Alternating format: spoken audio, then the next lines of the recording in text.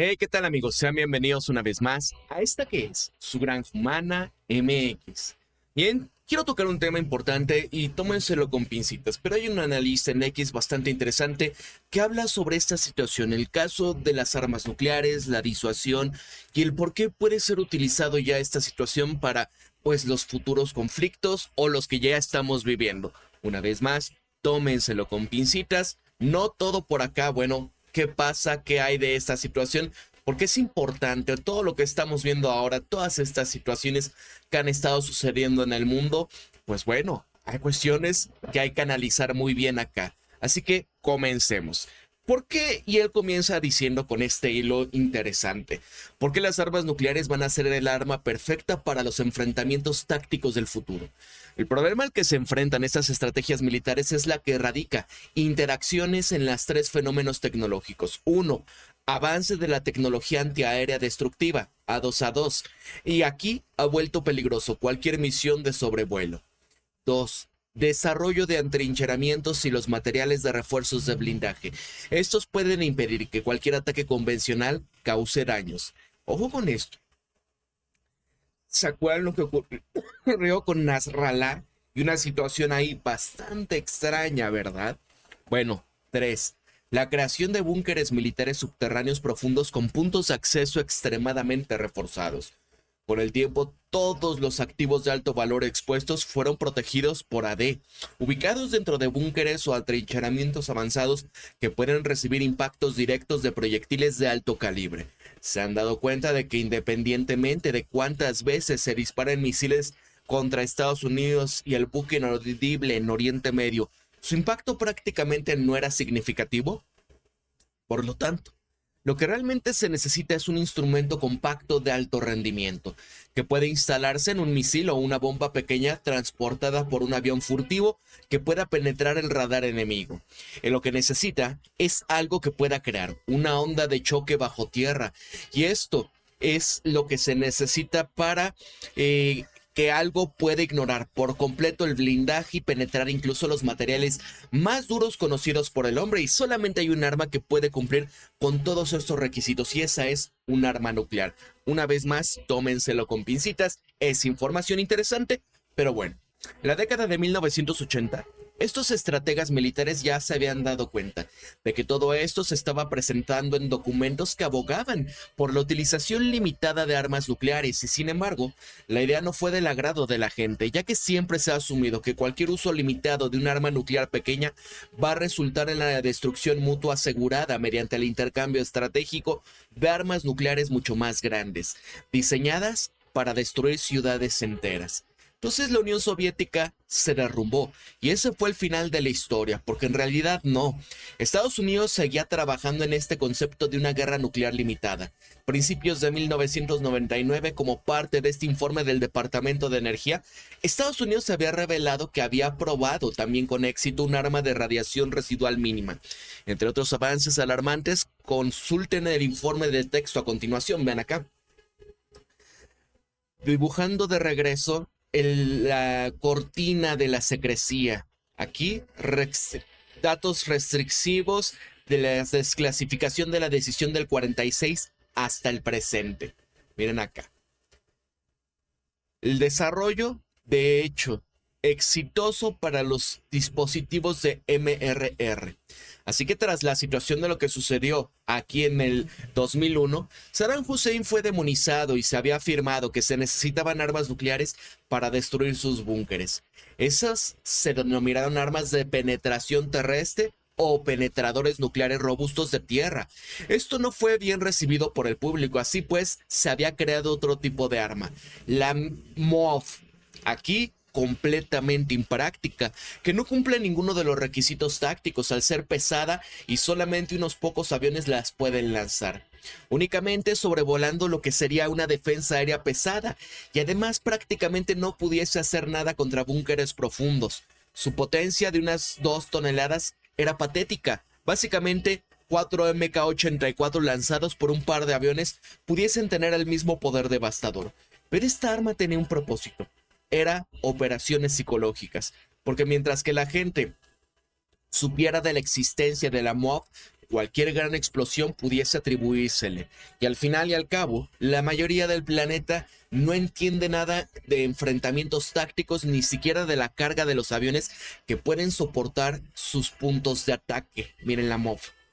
El escenario ya estaba preparado. Las MRR, las RNP también podían utilizarse para poder lograr que el ejército estadounidense necesitara sin que la opinión pública tuviese realmente voz ni voto. Otros países en gran medida derrotados por la caída de la Unión Soviética, pues acá no podían hacer nada más que observar. Al fin y al cabo, si alzaban la voz, solamente normalizaban el uso de tales armas. No tenían forma de responder a una potencia como Estados Unidos. El escenario ya estaba preparado. El 20 de marzo del año 2003, Estados Unidos intervino en Irak.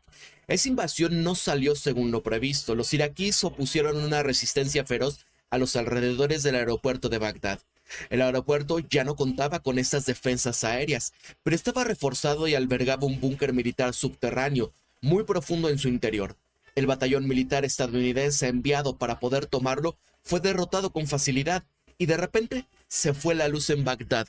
Donald Rumsfeld había anunciado también triunfalmente la eliminación de 10,000 guardias republicanos que lo defendían.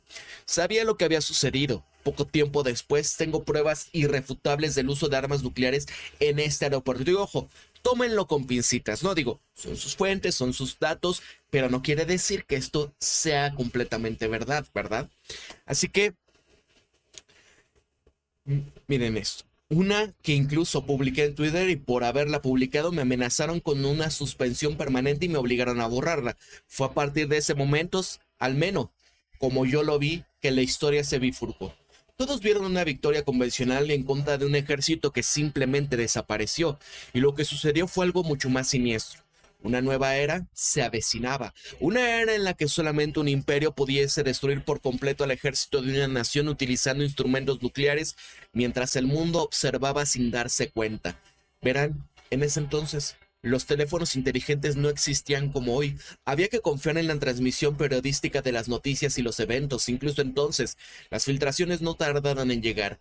Primero, oficiales militares estadounidenses y finalmente los propios iraquíes. Mira, Estados Unidos acusada de utilizar instrumentos de neutrones. Aquí, excomandante de la República Iraquí de la Guardia decía que las fuerzas estadounidenses utilizaron estos instrumentos en el año 2003.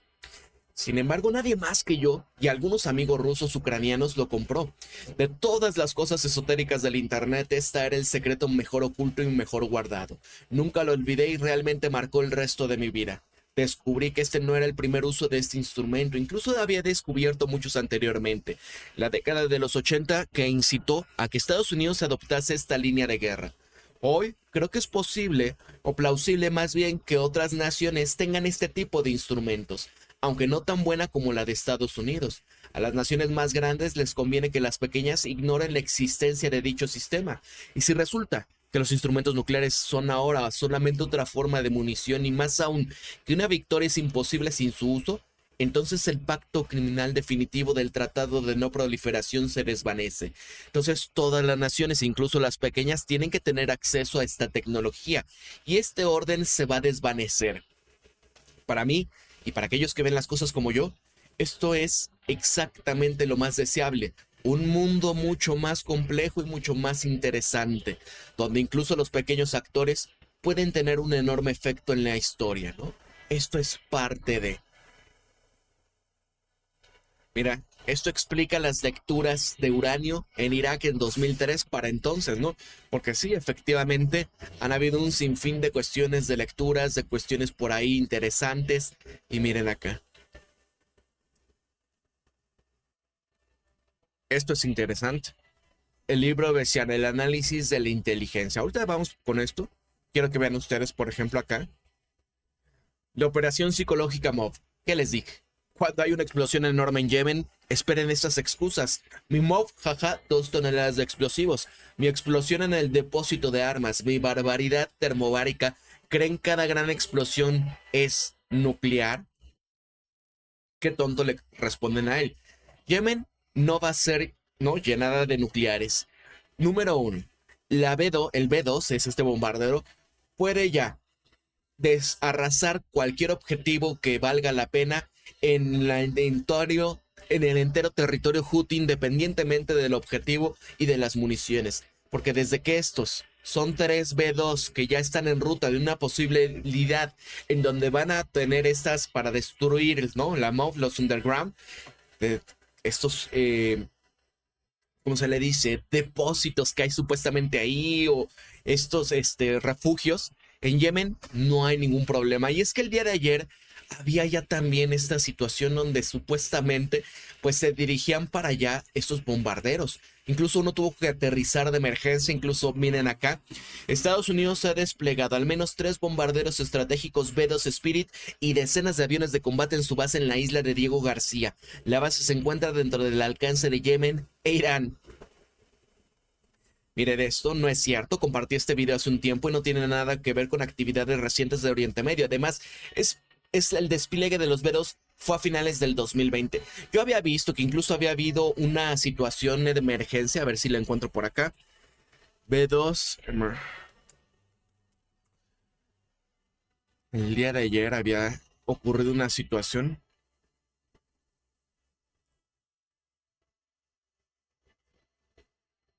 más reciente.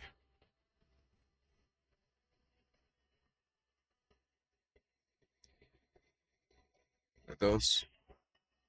No parece. Miren acá, tómenlo con pincito. La isla Diego García en el Océano Índico es una base militar estratégica conjunta de Estados Unidos y Reino Unido. Una enorme pista de aterrizaje construida para transbordador espacial. Sirve también como pista para bombarderos estadounidenses. Ayer 3 bombarderos subsónicos de largo alcance B-2 Spirit se dirigían a la isla. Hoy 4 bombarderos más se dirigen hacia ahí. Esto, junto con al menos una docena de aviones cisterna de la región para reabastecerse en vuelo y media docena de C-17 para poder transportar municiones. Ya sugiere que algo está a punto de ocurrir. Acuérdense de Irán, que al principio pensaba que era para los Houthis, pero son muchos recursos solamente para ellos. Ahora estoy pensando en algo más regional. Ya veremos. Amigos, prepárense. Prepárense. Por cierto, la MOV no es un rompebúnkeres. Oficialmente la MOV GBU 57AB sí lo es. Pero el lamentable paquete de ojivas de la MOV nunca tuvo sentido, aunque tendría mucho sentido si fuese nuclear. Vean acá. Esto es lo que sucede en diciembre de 2024. Tartus 2024. Restos radioactivos de un dron israelí impactaron en un depósito de armas subterráneas. Él dice así de manera sarcástica, lo que provocó una explosión que parece penetrar toda la montaña. Una explosión secundaria desde la entrada de otro túnel similar al que vimos en Toropets. Malditos restos de dron, porque es lo que dicen, fue un dron, atacó un depósito de municiones y vean ahí el brillo de todo esto. Vean eso, ¿no? Tómenselo de manera informativa, nada más. Este metraje estuvo por ahí, ¿no?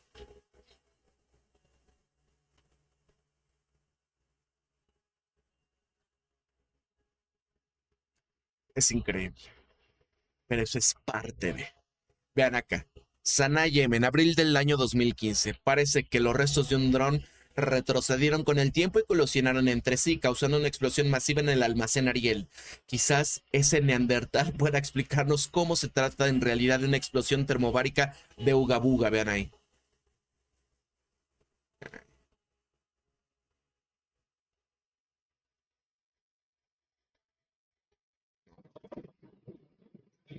Vean ahí. Cómo brilla.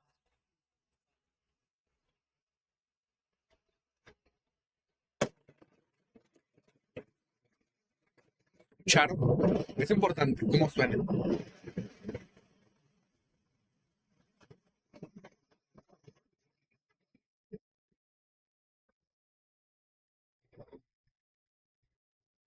Miren aquí.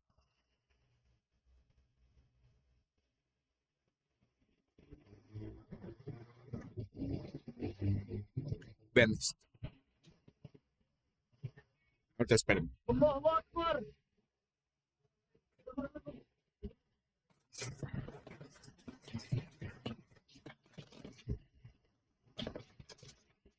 ¿No? Miren esto. Así se ve una MOAB, una GBU 43B.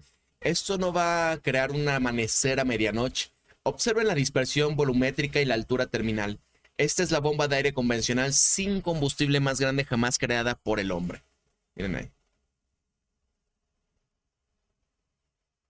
No brilló, ¿verdad? Esta no es nuclear.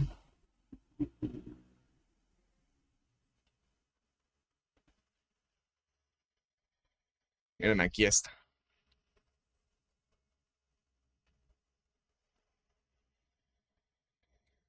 Ven ahí. ¿Ven el brillo?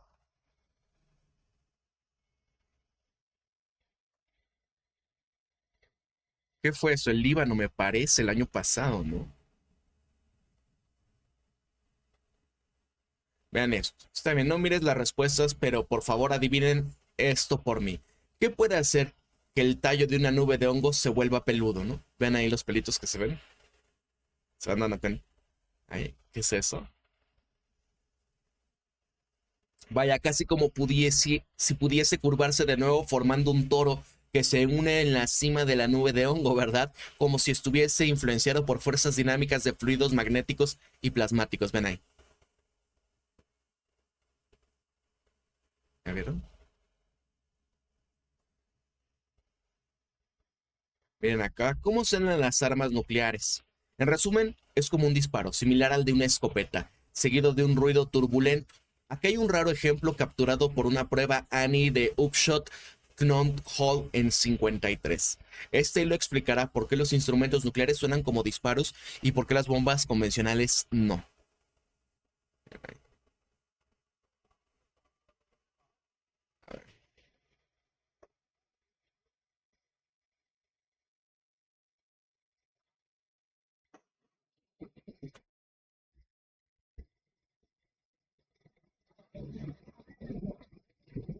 Ven cómo como que se sostiene el sonido.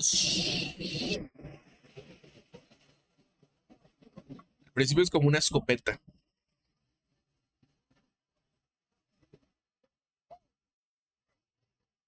Miren ahí.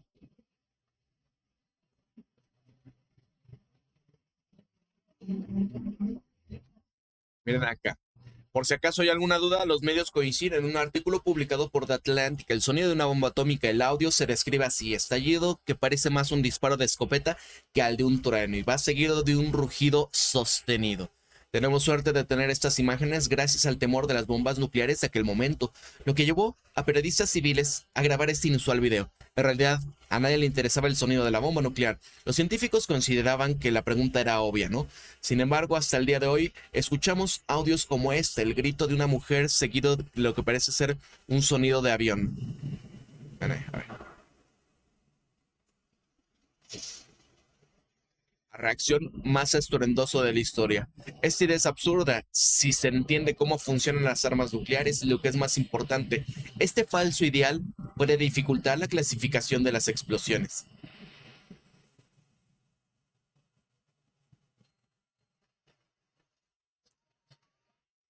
Miren acá.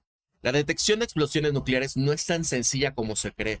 Un analista tiene que tomar una decisión humana basándose en múltiples fuentes de datos. La detección acústica de explosiones nucleares es uno de estos métodos que utiliza detectores infrasónicos. Analicemos. Miren. Son sonidos con frecuencias inferiores a los 20 hercios o inferiores a nuestro rango auditivo, por lo que los detectores nucleares buscan medir este rango. Pues bien, debe de cubrir una gran distancia y el sonido a frecuencias más altas se absorbe con mayor facilidad en el aire que a frecuencias más bajas.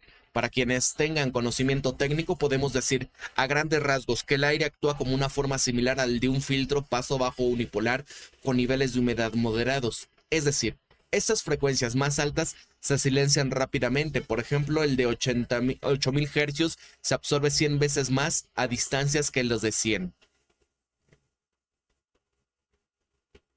Modelando el sonido de una que emite una bomba nuclear no es fácil tarea, pero puede ser con algunos trucos.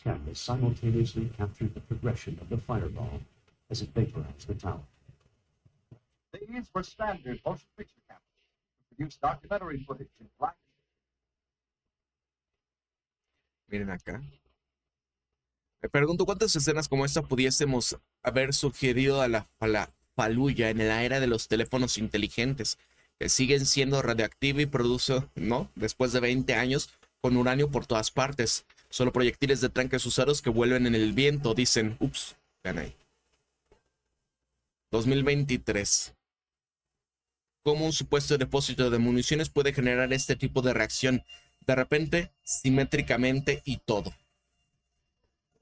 Vean ahí. 30 de abril del 2023. Vean cómo se ve. Vean aquí los... Y vean cuánto tiempo brilla.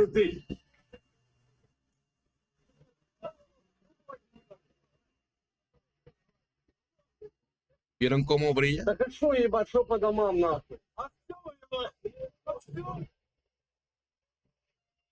Bien ahí.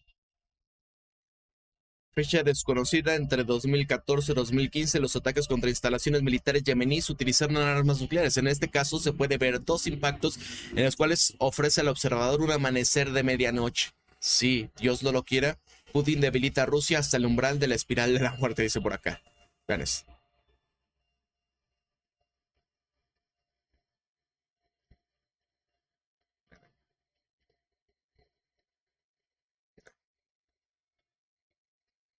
Es parte de...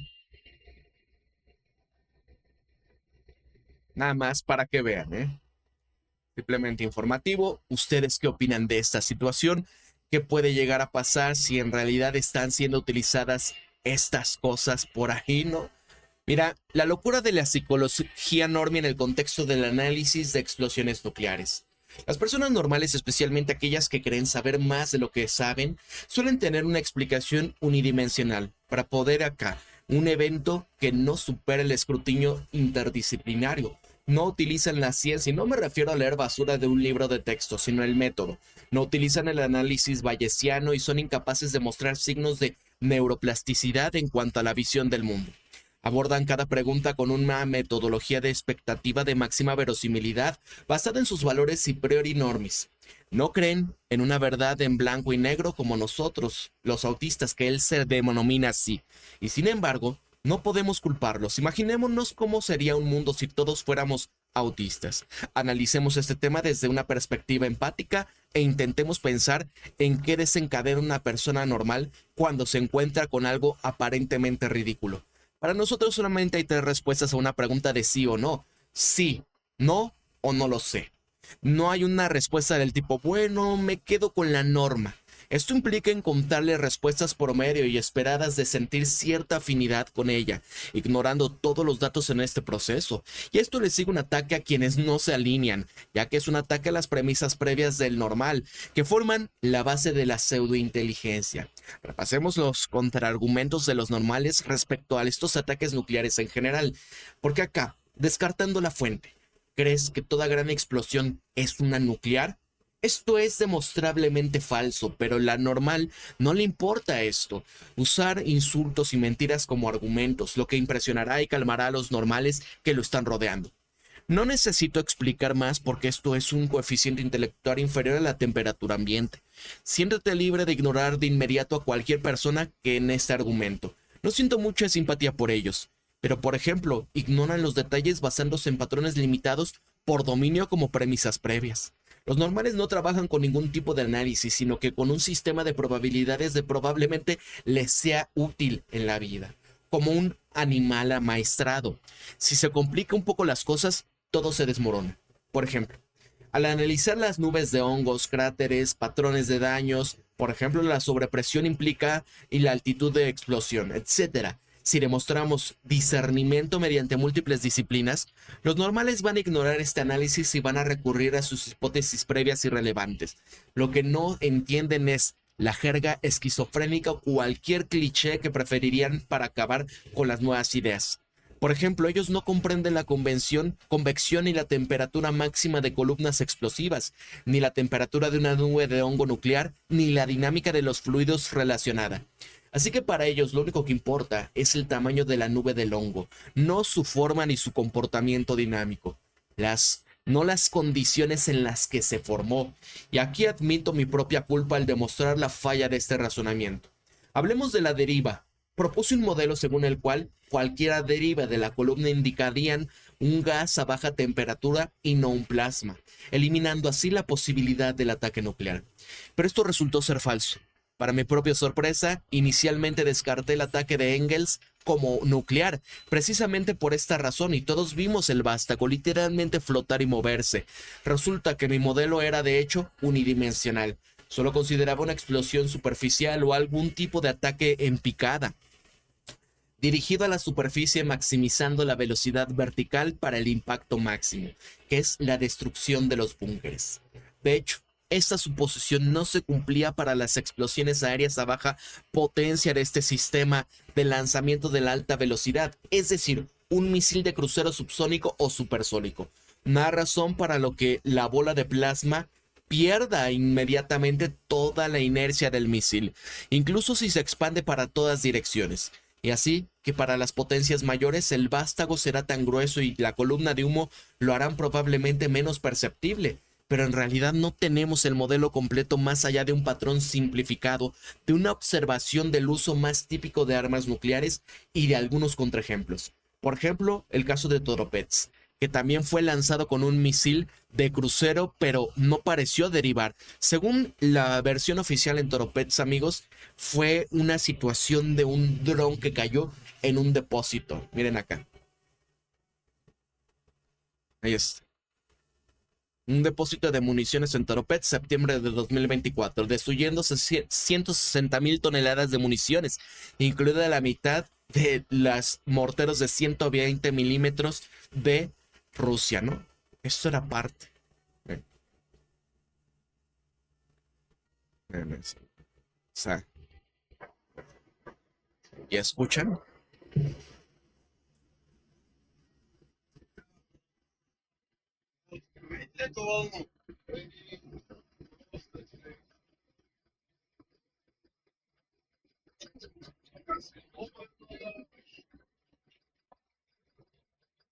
Miren esto. Tras Toropets, hubo una enorme escalada en el Líbano. Tras Engels, habrá una escalada aún mayor en todo el planeta. Estados Unidos redujo el riesgo de su teatro de operaciones en Ucrania al debilitar la capacidad de ataque de Rusia, mientras ésta se mantiene ocupada en Oriente Medio y ata a Putin con la diplomacia. Digo, son sus palabras, tómelo con pincitas, nada más, pero es interesante. En ese caso, ¿cuál es la verdad? Bueno, podemos recurrir a la física fundamental y esto implica un análisis muy costoso, o podemos hacer otra cosa, encontrar evidencia que descarte cualquier hipótesis alternativa a una nuclear. En el caso de Engels, aquí el patrón de daños en el suelo eliminó la idea de algún tipo de explosión en un almacén. En este caso actualizamos nuestro modelo y flexibilizábamos algunas condiciones. Por ejemplo, inferencia bayesiana, pero en un margen de umbral estricto, casi 100%, no o no lo sé. Pero esto implica ser lo suficientemente humilde como para admitir la culpa y con creces.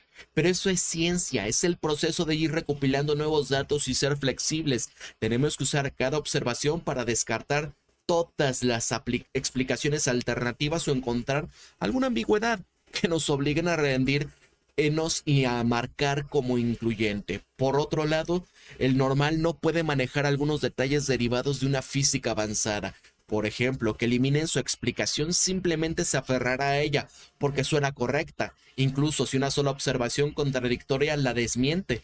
Por ejemplo, nubes de hongo peludas, algo que he observado pero que nunca he mencionado, porque aún no consideraba necesaria la distinción. No puede explicar por qué una supuesta columna de explosivos calientes al explotar todos a la vez pueden alcanzar la temperatura que crean el plasma. Así que la sabiduría popular confían en la popularidad de la opinión. Oye, si es que CNN no lo llama arma nuclear, entonces simplemente no está bien.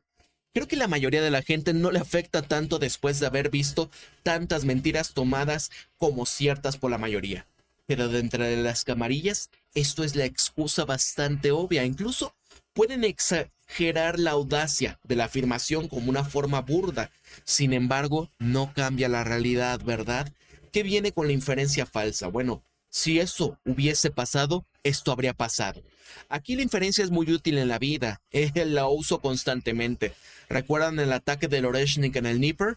Dije que no pudo haber sido un misil balístico intercontinental porque no observé nada que indicase una elevación DEFCON 1.